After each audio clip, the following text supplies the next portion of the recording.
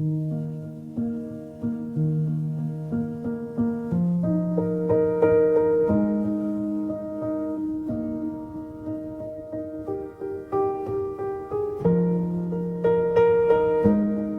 à toutes et à tous, je suis vraiment très heureuse de vous retrouver dans cette émission La Vérité Cache. Et cette fois, on fait étape une nouvelle fois à Mézières-les-Messes pour vivre le 3e épisode de la découverte de la maison Bianchi vue de l'intérieur. Aujourd'hui, nous allons nous intéresser à une activité originelle de cette famille de créateurs, la bijouterie et la joaillerie, les fondamentaux de la formation d'Alexandre Bianchi et surtout les pépites de sa passion pour les pierres et les bijoux. J'ai eu l'immense honneur de pouvoir porter une de ses créations, vous la voyez, et j'en suis assez fière. Bonjour Alexandre. Bonjour Laurence. Alors, toujours aussi passionné ? Absolument. Absolument. Je pense que rien n'a changé. Alors après les horloges et les montres, nous allons nous intéresser au cœur de la joaillerie, comme tu l'avais fait précédemment avec Coel pour l'horlogerie. On a décidé d'associer tes 3 collaborateurs qui travaillent au sein de cet atelier fleuron de la maison Bianchi. Yuri, bijoutier numériste, ukrainien d'origine, arrivé il y a 2 ans. Nils, bijoutier sertisseur venant du sud de la France. Et enfin, Élise, apprentie depuis 1 an chez toi maintenant. Alors, comme de coutume, tu as choisi le lieu de cette interview. Alors, où sommes-nous aujourd'hui ? Alors ici, on est en plein cœur donc, de l'atelier de bijouterie-joaillerie. Donc c'est là où tout se passe, là où on forge le métal, on forge les idées, on forge le métal. On met en forme, en fin de compte, l'or et les pierres des clients pour en faire des pièces uniques sur mesure, du dessin jusqu'à la création, jusqu'à la réalisation. Donc c'est vraiment là où tout se passe, c'est le cœur de la machine. Et j'ai vu qu'il y avait une très belle pièce qui était passée un petit peu sur les réseaux, qui est un papillon que vous avez créé. Tu m'arrêtes si je me trompe, qui est absolument splendide. Absolument, qui est paré de quelques diamants, d'une pierre de centre et qui donne vraiment cette impression d'envolée qui est typique du papillon. C'est une très belle pièce. Alors Alexandre, la bijouterie, c'est d'abord pour toi une affaire de famille, on le rappelle. Ah oui, tout à fait. Donc ça vient de ma famille d'Italie qui était donc vraiment dans le domaine de la bijouterie-joaillerie et qui a fait vraiment un énorme travail à l'époque et une grande créativité. Donc je suis vraiment l'héritier de cette créativité du sud de l'Italie. Et qu'est-ce qui a changé depuis que tes parents géraient leur boutique au centre-ville ? Ce qui a changé, c'est essentiellement, aujourd'hui, on fait du sur-mesure, on fait à la demande. Donc, il y a surtout des créatifs chez nous, des gens qui sont à la cheville, qui sont cheville ouvrière de la création au service du client. Ouais. Et donc, le client est vraiment l'encrier, en fin de compte, de la création. On vient tremper la plume dans cet encrier et on va venir dessiner, en fin de compte, les contours de la création qui va vraiment être plébiscité par notre clientèle. D'accord, c'est vraiment du sur-mesure. Absolument. On choisit la pièce sur mesure.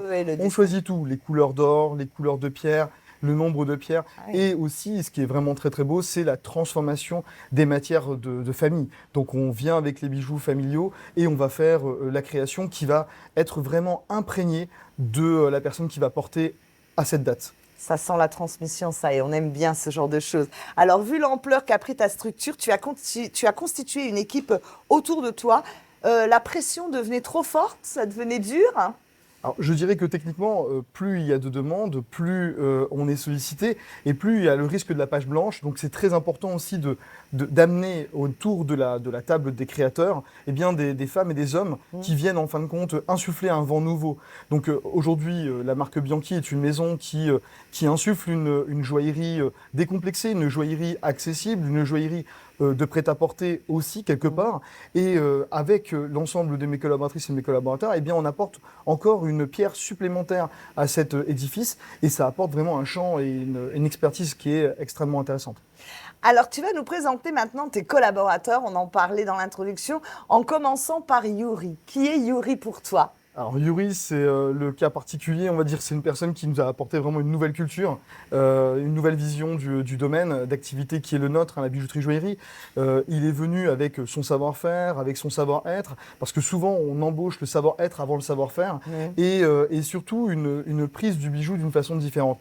On apporte aussi de nouveaux matériaux qu'on n'aurait peut-être pas forcément osé apporter avant, et c'est vraiment une joaillerie encore nouvelle, une joaillerie forcément empreinte de son histoire, empreinte aussi quelque part de son origine.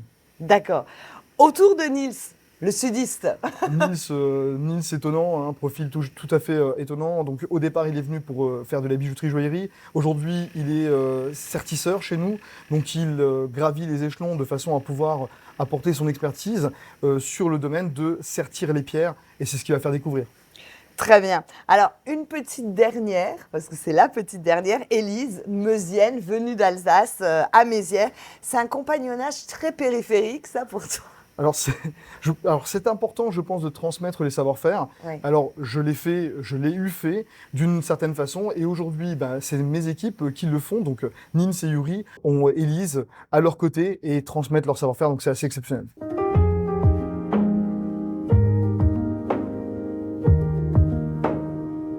Alors, on vient justement de retrouver Yuri. Yuri, tu as quitté l'Ukraine pour venir exercer ton art en France.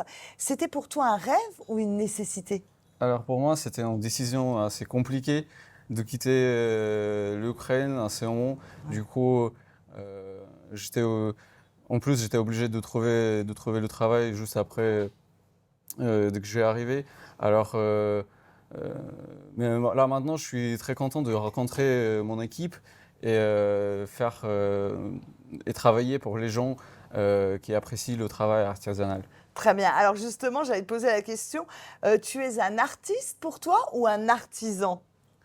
Dans mon métier, enfin, je dois être un peu les deux parce que finalement, chaque bijou doit être esthétique et après réalisé en atelier également. Donc, c'est un peu les deux. Un peu les deux. Est-ce que tu utilises l'IA, l'intelligence artificielle, dans tes travaux aujourd'hui? Oui, l'IA, ça me permet d'avancer, d'optimiser, faire plus rapide les designs. Et après également, ça m'aide aussi à modélisation en 3D. Très bien. Eh bien, Yuri, merci beaucoup de nous avoir expliqué tout ça et puis bonne continuation Merci. à la maison Bianchi. Bonjour Nils. Bonjour. Alors, Nils, sertir, c'est un savoir-faire qui demande beaucoup de précision dans le geste. Comment es-tu devenu bijoutier sertisseur? Alors, je suis devenu bijoutier sertisseur au sein de la maison Bianchi. Si dans un premier temps, j'ai pu découvrir les bases du métier au sein d'un CAP, c'est vraiment au contact et à la pratique de la demande de la clientèle de la maison que j'ai pu me réaliser dans mon métier. Et pour ce qui est du sertissage, c'est un savoir-faire qui m'a été uniquement donné par la maison. C'est très précieux pour moi. Très bien. Alors, justement, Nils, que t'apporte l'expérience d'Alexandre? Tu as commencé à y répondre, mais je te laisse continuer. Alors, l'expérience d'Alexandre est tout à fait singulière pour moi puisqu'elle m'offre tout le secret du geste artisanal dans le sertissage, puisque le sertissage est quelque chose qui est vraiment très particulier, qui ne se découvre pas uniquement dans les livres et au Ça se travers transmet. des vidéos. Voilà, c'est une transmission qui se fait que d'humain à humain. Donc on est vraiment dans le secret du geste. Alors avoir quelqu'un de très expérimenté, de chevronné à mes côtés, c'est tout à fait cardinal pour moi. Très bien. Merci beaucoup, Nils, pour ces explications et puis bonne continuation, bien sûr, à la maison Bianchi. Merci.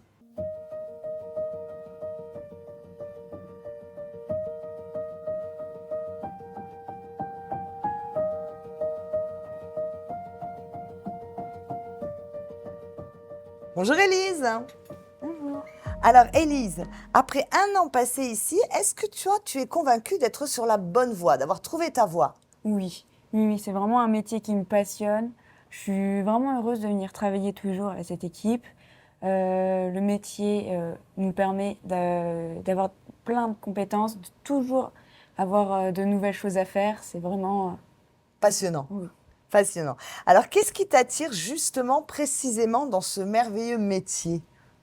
surtout le travail des métaux, de travailler sur de l'or et de l'argent, vraiment, c'est quelque chose que j'ai la chance de faire. Oui. Et travailler avec des pierres ou de voir énormément de choses différentes. Et le fait de pouvoir travailler avec ces métaux et donc qui valent quand même pas mal d'argent et qui permet on doit toujours être parfait pour avoir un résultat qui est le plus propre et le plus net possible. Alors, on sent bien la passion qui t'anime et puis, bien sûr, la précision. Je pense que c'est une qualité indispensable et que tu sembles avoir. Et ben, moi, je te souhaite plein de bonnes choses à la Maison Bianchi. Bonne continuation. Et puis, je suis sûre qu'on te retrouvera bientôt. Merci, Élise, pour ces précisions. Et puis, maintenant, ce qu'on va faire, c'est on va rejoindre Alexandre Bianchi tout naturellement. Alors, Alexandre, comment tu arrives à amalgamer autant de compétences et d'envie de réussir ?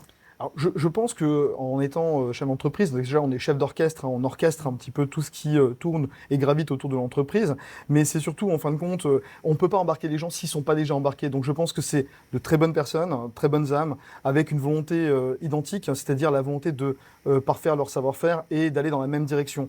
Je pense qu'on a tous une direction. Notre direction, c'est la création au service de notre clientèle. Et je pense que là, on a réussi à réunir, en fin de compte, au-delà des compétences, une volonté similaire.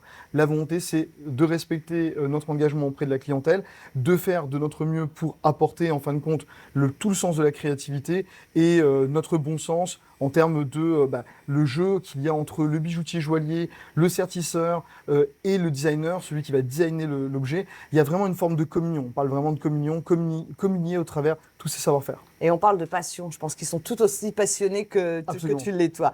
Alors, tu te retrouves dans ces périodes que vivent maintenant Yuri, Nils et Élise. La roue tourne pour tout le monde, Alexandre ? Absolument, la roue tourne, le temps passe. Alors c'est toujours étonnant, moi j'ai l'impression d'avoir leur âge et finalement régulièrement j'ai des petites anecdotes qui prouvent que c'est pas tout à fait vrai et que j'ai 20-25 ans de plus qu'eux en moyenne. Eh bien je pense que c'est aussi la période où il faut transmettre le relais, passer ce relais qui est important, leur offrir la possibilité de prendre la suite et c'est hyper excitant, hyper intéressant. Alors, tu te sens aujourd'hui, j'ai envie de te demander, plus manager, voire formateur que créateur, parce qu'on sait que tu adorais créer. Aujourd'hui, c'est un peu tout. C'est un peu tout Oui. à la fois. Oui. Je suis un peu dans tous les secteurs, mais c'est sûr que tout doucement, je m'efface de certains secteurs. C'est-à-dire que je suis moins à la fabrication, moins sur le terrain. Je prends plus de hauteur, ce qui permet en fin de compte d'aider aussi à mes équipes de prendre leur autonomie qui est vitale et aussi leur donner ce fameux relais, quoi. Très bien. Alors, si en une minute, tu devais nous révéler ce qui fait la différence entre la griffe Bianchi par rapport à la concurrence, ce serait quoi ? Déjà, le sentiment d'être très proche de notre clientèle, vraiment à leur écoute, ça c'est vraiment le sujet principal. Le sur-mesure, ça ne s'invente pas, on s'imprègne de notre client. Et après, la griffe Bianchi, c'est en fin de compte toute la gamme de pièces que nous fabriquons aujourd'hui, de pièces uniques ou de pièces sur-mesure ou de prêt-à-porter, ce sont des pièces qui s'imprègnent en fait de l'histoire de mes collaboratrices et de mes collaborateurs. C'est-à-dire que ce sont eux qui sont un peu aux commandes en fin de cette création. Donc la griffe Bianchi, à mon époque, c'était une bague complètement filaire, haute en couleur, c'était vraiment un bijou type cocktail, pièce de haute joaillerie. C'était vraiment, suite à mon cursus à travers les grandes maisons de joaillerie parisiennes ou Montreuil en Suisse. Et aujourd'hui, on commence à voir apparaître des matières comme l'émail ou comme d'autres façons de travailler qui émanent en fin de compte de la culture de Yuri, de Nils, de Élise. Et ça, c'est hyper intéressant, c'est très riche. Donc notre clientèle, en fin de compte, elle peut venir piocher en fonction des différents éléments qu'ils peuvent découvrir à travers notre site ou nos moyens de communication traditionnels et finalement être dans la source d'inspiration qu'ils souhaitent. Alors Alexandre, merci pour cette nouvelle découverte. Nous nous retrouverons avec plaisir, on le sait déjà, on t'a pris rendez-vous en septembre pour en savoir encore un peu plus sur ta véritable dynastie. Et d'ici là, moi je te souhaite de bonnes vacances, en famille bien sûr, une belle réussite et puis vous pouvez encore venir faire vos cadeaux pour que votre épouse ou votre conjoint porte une très jolie pièce comme j'ai là cet été par exemple pendant vos vacances, pourquoi pas ? Avec plaisir. Ils seront les bienvenus. À bientôt et merci pour votre fidélité. Merci.